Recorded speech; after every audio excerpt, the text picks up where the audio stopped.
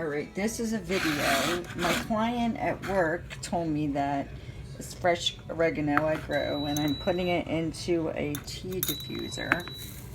And they said if you have that cough or tickle in your throat, that boiling oregano, or what he told me how he does it is he gets a pot, fills that pot with water, and then